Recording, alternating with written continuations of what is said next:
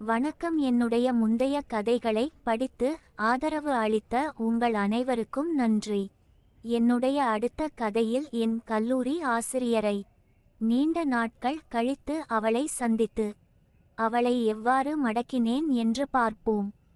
வணக்கம். என்னுடைய பெயர் சந்தோஷ். வயது 31 ஆகிறது. இன்னும் திருமணம் ஆகவில்லை.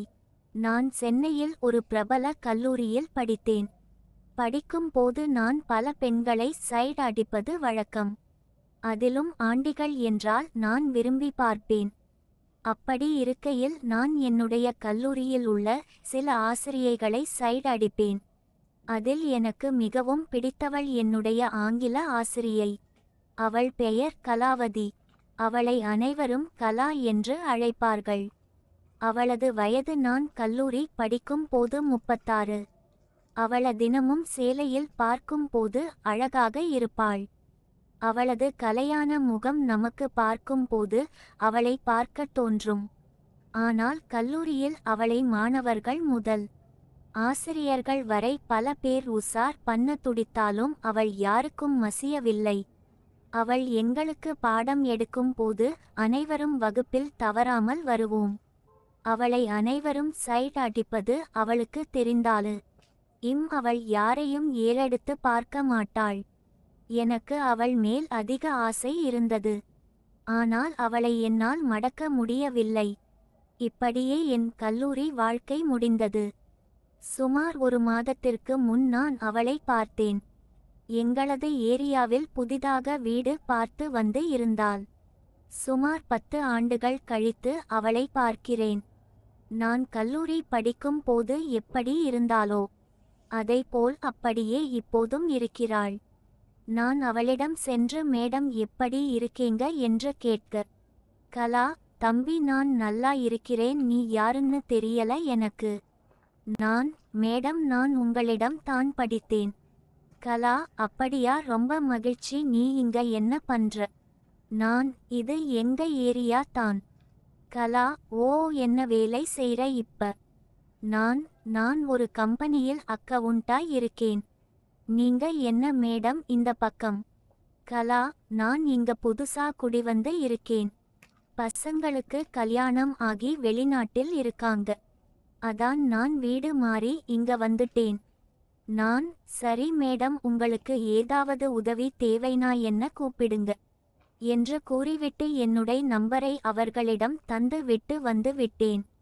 ஒரு 2 நாட்கள் கழித்து அவள் எனக்கு கால் செய்து, கொஞ்சம் என்னுடைய வீடு வரைக்கும் வரையா என்றாள்.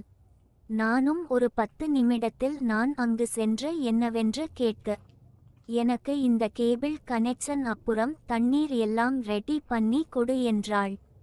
நானும் அவளுக்கு தேவையான அனைத்தையும் தயார் பண்ணி கொடுத்தேன்.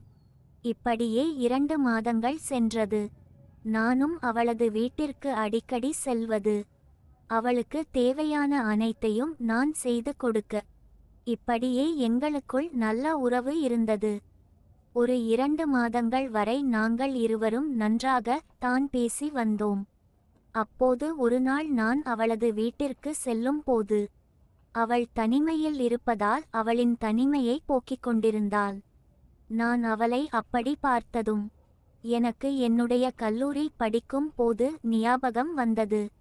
அவள் என்னை பார்த்ததும் என்னை கோபமாக பார்த்து, நீ எப்படா வந்த என்று கேட்க, சாரி மேடம் தெரியாம வந்துட்டேன் என்று சொல்லிவிட்டு அங்கிருந்து வீட்டிற்கு வந்துவிட்டேன். 2 நாட்கள் கழித்து அவள் எனக்கு போன் செய்து என்னை வீட்டுக்கு வர சொன்னாள். நானும் தயக்கத்துடன் அவளுடைய வீட்டிற்கு செல்ல, அவள் என்னை சோபாவில் அமர வைத்து, ஏண்டா இப்பல்லாம் வீட்டுக்கு வர மாற்ற என கேட்க, நான் தயங்கி இல்ல மேடம் எனக்கு கொஞ்சம் வேலை இருந்தது, அதான் வர முடியவில்லை என்றதும், நீ அடிக்கடி வீட்டுக்கு வந்து போ, எனக்கும் தனியாக இருக்க ஒரு மாதிரி இருக்கு என்றாள்.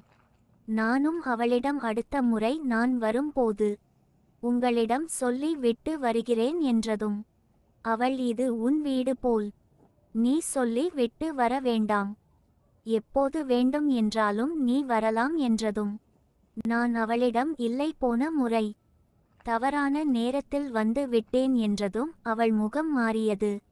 அவள் என்னை பார்த்து, நீ என்னை பத்தி தப்பா நினைக்காதடா. நான் 5 வருஷமா தனியா தான் இருக்கேன். என்னால் என்னுடைய உணர்ச்சிகளை கட்டுப்படுத்த முடியாத நிலை. நானும் பெண் தானே, எனக்கும் உணர்ச்சிகள் இருக்காதா என்று என்னை பார்த்தாள். நான் அவளை பார்க்க அதை அவள் கவனித்து விட்டு, இருடா சாப்பிட்டு விட்டு போ என்று சொல்லி என்னை சாப்பிட வைத்தாள். அவள் என்னை ஒரு மாதிரி பார்த்தாள். நானும் அவளை பார்க்க, அவள் கண்களில் ஒரு எதிர்பார்ப்பு தெரிந்தது.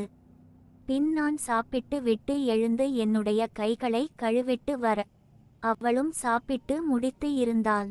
பின் நான் சென்று வருகிறேன் என்று கூற, இப்பொழுதுதான நீ சாப்பிட்டாய், சிறிது நேரம் அமர்ந்திரு என்று சொல்லிவிட்டு என் அருகில் அமர்ந்தாள். அந்த நேரத்தில் அவளின் அந்த 5 வருட தனிமையை நான் போக்கினேன்.